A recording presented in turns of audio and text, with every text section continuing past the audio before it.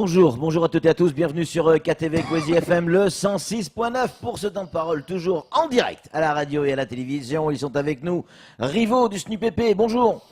Rebonjour. Rebonjour également à Henri Nourri du SNES qui est avec nous. Vous avez entendu, comme nous, on a regardé cette conférence de presse, les déclarations, vous avez pu assister, vous avez rencontré également le ministre. Alors messieurs, qu'est-ce qu'on peut retenir de cette visite ministérielle? Est-ce que déjà vous êtes à la base un ou des syndicats, parce qu'on peut dire un avec la FSU, des syndicats satisfaits de cette visite ou pas? Henri? Oui, moi j'ai eu l'impression d'un discours qui tournait en boucle. Oui. Le ministre présente sa politique, il présente les mesures qui ont été prises à Mayotte, notamment sur les constructions, mais tout en disant qu'il fallait faire confiance et qu'il nous faisait confiance, ce qui est très bien, a priori, on a l'impression qu'il connaît déjà toutes les solutions. Ouais. Et que les réponses sont déjà données dans l'introduction. Et que quoi qu'on dise, il arrive avec les solutions, il arrive avec les solutions. Oui. Bah, et que quoi qu'on dise, oui, mais le problème c'est qu'on n'est pas d'accord sur un certain nombre de constats. Nous, on a fait des propositions, on a demandé surtout de mettre en place certains dispositifs d'attractivité. Enfin, nos propositions, on les connaît, je ne vais pas les redonner ici, notamment sur l'indexation, la hausse de l'indexation. Mais il nous a dit d'entrée de jeu que ces questions-là ne seraient pas sur la table. Ouais. À partir de là, avis à la population, vous pouvez parler de ce que vous voulez, mais ne me demandez pas davantage de moyens. Ouais. C'était ce qu'il y avait dans le discours initial. Ouais. Et nous, ce qu'on considère, c'est que la hausse des effectifs, les besoins à Mayotte sont tels qu'il faut vraiment des moyens massifs. Rivo du SNUPP, vous avez aussi rencontré le ministre. Vous avez eu quel sentiment? Très sincèrement, on ne s'attendait pas à grand-chose du ministre, puisque effectivement, c'était le service après-vente. Oui, c'est le teneur de votre communiqué. Voilà, c'est le service après-vente, donc on est allé écouter s'il y avait des choses nouvelles. Nous, au SNUPP, on a toujours milité dans le sens de faire venir un ministre pour venir voir ce qui se passe sur le terrain. Ouais. Donc, sa venue, c'est toujours important parce que ça a des effets au niveau national par la suite. Maintenant, ce qui a été dit, quand il nous parle des 500 millions, il y a 100 millions pour le premier degré, si j'ai bien compris, 400 surtout pour le second degré. C'est ça le problème. Il y a 100 millions pour Rivo et 400 pour Henri. Oui, c'est pas tout à fait, mais bon. Est-ce que cette notion de répartition... Et regardez la répartition. Vous voyez, d'ailleurs, c'est pour ça que... Ça fait 500 millions à deux. Non, mais plus sérieusement, dans le premier degré, notamment avec ces 100 millions, est-ce qu'il a été annoncé ce qui va réellement être fait avec ces 100 millions? Et dans quel délai? Il faudrait que le ministre arrête de se vanter ces 100 millions pour le premier degré. Oui. Je me rappelle d'un plan, et M. Blanquer connaît un peu mieux Guyane que moi d'ailleurs, mais je me rappelle d'un plan 2005-2011 en Guyane qui était de l'ordre de 120 millions. D'accord, pour la Guyane, une dotation spécifique pour le rattrapage, d'ailleurs qu'ils avaient réussi à utiliser en 4 ans. Oui. Je me rappelle très bien de ce montant-là, puisqu'on avait demandé un budget analogue, on va dire. Donc, pour Mayotte, c'est que 100 millions. Et le problème, c'est qu'aujourd'hui, personne, objectivement, peut quantifier les attentes les besoins en termes de rattrapage, en termes de construction scolaire. Personne ne peut dire combien de salles de classe nouvelles il doit y avoir, d'autant plus que vous avez beaucoup d'élèves qui ne sont même pas répertoriés, beaucoup d'enfants qui ne sont pas répertoriés dans les communes. Vous comprenez? Quand le ministre nous dit, et c'est une très bonne chose, de rendre obligatoire la scolarisation des 3 ans à Mayotte, personne ne peut dire aujourd'hui il y a combien d'enfants qui sont concernés. D'accord? Donc les 100 millions ou les 20 millions par an qui sont débloqués pour Mayotte, ou à Mayotte, eh ben, ça reste rien du tout. Par ailleurs, et c'est ce que nous avons demandé, moi j'aimerais bien savoir comment a été utilisé l'argent. Parce que, regardez, cette rentrée, combien de nouvelles salles de classe vous avez vu sortir de terre, en tout cas livrées? Moi, je n'en ai pas vu. Henri Nourri, Oui. on va rester sur la répartition. 400 millions, là encore, on a la même problématique. C'est que vous ne savez pas non plus comment vont être exploités, utilisés, dépensés cet Non, argent. on ne sait pas non plus. Et puis, on a une situation actuellement Ouais, qui est ouais, déjà extrêmement tendue. ouais. Hein, vous avez des établissements où les élèves sont répartis de telle sorte qu'ils ne se retrouvent pas tous trop nombreux le même jour parce que les sureffectifs sont là et que ça poserait des problèmes de gestion des flux d'élèves. Des élèves qui font des journées continues quasiment avec une demi-heure de restauration quand il y a de la restauration. Donc la situation est déjà très très tendue dans les établissements. Aujourd'hui, demain, qu'en sera-t-il? Quelle sera la hausse des effectifs? Est-ce que les constructions correspondront aux besoins? Ce qu'on constate, c'est qu'un collège, par exemple, comme le collège de Ouangani, c'était dit hier par le chef d'établissement en personne, il est passé de 300 élèves à 1100 ou 1200 élèves, enfin une hausse exponentielle en 3 ans. Donc on se retrouve, et qu'on se retrouve avec des difficultés d'encadrement Ouais. pour tous les personnels de l'éducation nationale, il y a des difficultés de recrutement. Et ce que nous avons dit, c'est qu'il faut restaurer une politique d'attractivité. Et c'est là-dessus que nous n'avons pas de réponse. Et pire, on revient sur des mesures qui ont été prises en faveur de collègues arrivés il y a déjà quelques années, en 2012 et en 2013, à qui on avait promis une indemnité et à qui aujourd'hui on dit « vous n'y avez plus droit ». Ce qui est grave parce que à la fois ces collègues ont été trompés en quelque sorte, la parole de l'État n'a pas été respectée et ces collègues bien évidemment vont partir très rapidement alors qu'on sait qu'on a besoin de stabilité ici à Mayotte. Quand on a des collègues, quand on veut garder des collègues et quand on veut les attirer et quand on veut les garder, il faut restaurer une politique d'attractivité et de stabilisation. Samuel Bocher, le rédacteur en chef de France Mayotte Matin. Une question à vous poser, messieurs. Je me demande si vous ne voyez pas le verre à moitié vide plutôt que de le voir à moitié plein. Je m'explique. 500 millions d'euros, c'est une somme déjà très importante, mais c'est une somme de rattrapage. Il ne faut pas oublier le budget de 600 millions d'euros annuels du vice-rectorat appelé à devenir un rectorat. C'est-à-dire que ça s'ajoute. C'est-à-dire que si on fait 500 millions d'investissements, il y aura toujours le budget de fonctionnement qui sera derrière. C'est-à-dire 40 millions d'investissements pour le second degré et 40 millions aussi pour le premier degré. Ça s'ajoute. Oui, non, mais je préfère boire dans un verre plein. Plus sérieusement,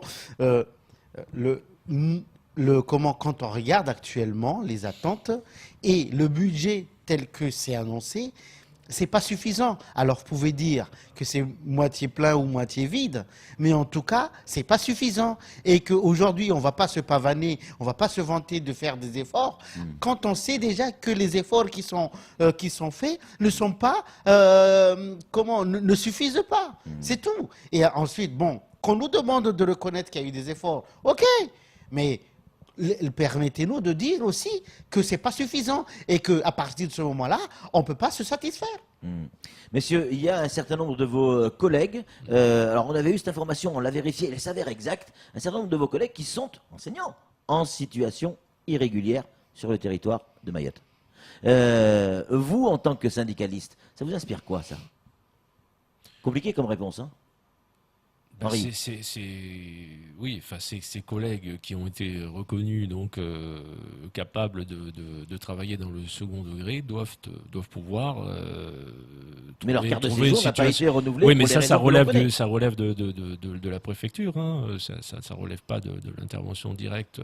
Je crois, du vice-rectorat. Donc, non, mais le fait, des collègues en situation irrégulière. Non, mais on le déplore. On le déplore ouais. parce que ces collègues, encore une fois, sont reconnus.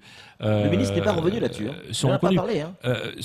Non, mais enfin, je ne sais pas s'il est revenu ou pas, mais je crois qu'il a été interpellé et qu'il a répondu que la situation serait examinée. Notre position par rapport au recrutement des contractuels n'a pas changé. On préfère avoir des enseignants titulaires et formés que de contractuels. Là, c'est un recours massif aux contractuels. À un moment, on avait dit, et on continue d'ailleurs à dire, il va falloir quand même qu'on épuise les collègues, les candidats, hein, qui sont... qui vont rester plus longtemps sur Mayotte. On l'avait déjà dit. Et le problème, c'est que quand on regarde, il y a des difficultés. Nous avons des interrogations quant aux critères de recrutement du vice-rectorat, s'agissant du recrutement des contractuels. Samuel. Le volet des néo-contractuels et de la formation continue a été largement évoqué par le ministre de l'Éducation nationale, Jean-Michel Blanquer. Est-ce que vous êtes satisfait sur le sujet? Il ne faut pas croire que c'est en 2 jours, ou 3 jours, ou 5 jours, ou 2 semaines de formation qu'on peut dire que ça va suffire pour qu'un collègue puisse tenir une classe. Il a parlé de formation continue. Formation continue, ça veut dire ce que ça veut dire. Regardez sur le terrain, sur les projets, le plan de formation pour ces collègues-là. Nous qui travaillons véritablement et de façon continue avec les contractuels, nous voyons que sur une projection à long terme, c'est difficile pour les collègues. Comment? Pour un titulaire, il faut 2 ans de formation, et pour un contractuel, en 2 semaines, je sais pas, et que ça suffise. C'est pas parce qu'on a un diplôme qu'on peut être enseignant. Seulement un diplôme, je veux dire. Il y a un diplôme plus des années de formation, plus des concours. Donc, il faut qu'on arrête de vulgariser cet état d'esprit, parce que un enseignant titulaire est formé normalement. Et donc, nous, on demande un plan de titularisation pour ces contractuels, ce qui implique, quand on parle de plan de titularisation, il y a le volet formation et puis il y a un volet concours. Oui, Henri. Sur ce domaine-là, bien évidemment, il faut une structure qui permette de préparer les concours. Nous, dans le second degré, c'est par discipline. Aujourd'hui, on en est très très loin. Donc c'est pour ça qu'en attendant, il faut pouvoir pourvoir les postes. Bon, les postes sont pourvus par des contractuels qui doivent être formés. Le ministre n'a absolument pas évoqué la question du NESPE, par exemple, qui est la structure indispensable pour la formation et la préparation au concours. Et simplement, il a parlé d'accompagnement, tout en disant également qu'il fallait qu'il y ait un délégué à la formation qui soit nommé au vice-rectorat, qui n'est pas encore dans le cadre de la montée en académie, mais il n'a pas été question d'ESPE, donc d'ESPE pour le second degré. Donc là, il y a un effort considérable à faire pour sortir du système de contractualisation que nous dénonçons, parce qu'il précarise tout le système éducatif. Rivaux, Henri, question de téléspectateurs. Elle est bonne cette question. Effectivement, vous nous avez fait la bonne surprise, et c'était plutôt agréable de faire en sorte que cette rentrée se passe normalement. Il n'y a pas eu de grève, ça n'a pas été parasité ni quoi que ce soit. Tant mieux. Les téléspectateurs vous en remercient. Est-ce que les déclarations du ministre ou le manque d'informations aux questions que vous souhaitez va donner lieu, non pas forcément à des grèves, mais à des manifestations de mécontentement ou pas? Vous aimez trop ce genre de questions. Oui, c'est mon métier. Et vous donnez l'image des syndicalistes seulement faite pour un mouvement de grève. Non, c'est pas donner l'image. Ne nous poussez pas à la faute. Moi, c'est pas vous pousser à la faute. Depuis le mois de juillet, même de vous donner les messages que les téléspectateurs, vos fans, Rivaux, depuis vous le écrivent. mois de juillet, ça se respecte quand je même. ne cesse de vous dire qu'il n'y aura pas de mobilisation à la rentrée. Et c'est de toute façon, je vous rappelle, c'est depuis ça fait déjà 2 rentrées. Donc, arrêtez de nous pousser à la faute. Mais on vous pousse pas à la faute, on vous pose la question.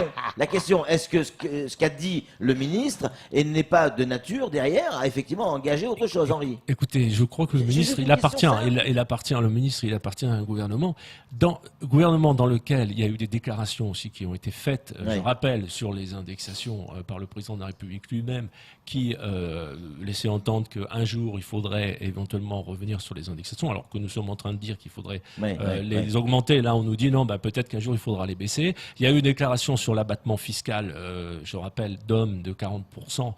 qui existe et qui serait remis en question en loi de finances, tout ça ne nous incite pas à comment dirais-je, à dire que tout va forcément bien se passer. De plus, ce gouvernement entend réformer sur les retraites. Alors, si vous voulez, cette réforme sur les retraites inquiète tout le monde. Alors, quand on nous dit, on nous présente une situation comme l'a fait le ministre de l'Éducation nationale en disant faites-moi confiance, cela dit, il n'y aura pas davantage de moyens. Ouais.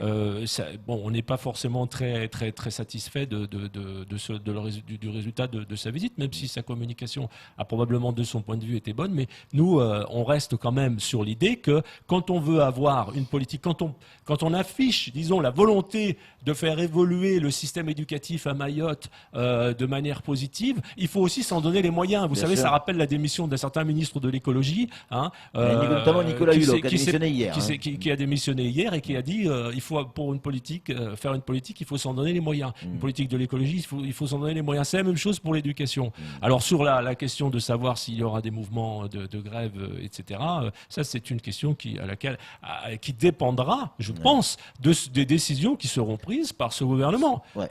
Samuel, pour conclure, très rapidement. Le ministre est venu, très bien, il a vu, il a dit.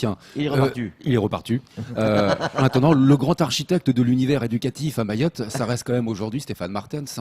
Vous l'avez rencontré, quel est votre sentiment sur le personnage? Et attendez-vous, vous attendez-vous à le rencontrer prochainement, ou demandez-vous à le rencontrer prochainement pour mettre en place justement ce fameux projet pédagogique pour Mayotte? Jusqu'à présent, en tout cas personnellement, j'ai fait que le croiser. On s'est serré la main, mais on s'est peut-être dit d'ailleurs bonjour, je ne me rappelle pas, c'était assez furtif.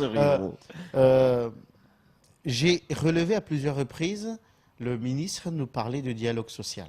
J'espère qu'on va retrouver ce dialogue social parce que si vous vous rappelez de nos précédents déclarations, c'est qu'on déplorait un manque de dialogue social au vice-rectorat. Donc j'espère que retrouver ce truc-là. D'abord cela d'ailleurs, ça peut éviter beaucoup de crises. Ça a provoqué le manque de dialogue social, ça a provoqué des crises à Mayotte. Donc j'espère retrouver cela. En tout cas, le ministre, on a, nous, en tout cas, su démontrer notre degré, notre valeur en termes de dialogue social. Il n'y a pas de souci. Et c'est, à chaque fois, c'est au vice-sectorat de le démontrer. Donc, moi, j'espère que le vice-secteur actuel s'inscrit dans ce sens-là. Il n'y aura pas de souci, à mon avis. Henri Rivot, merci beaucoup d'être venu sur ce plateau et d'avoir répondu à nos questions. C'est tout pour ce temps de parole. Tout de suite, la suite de nos programmes.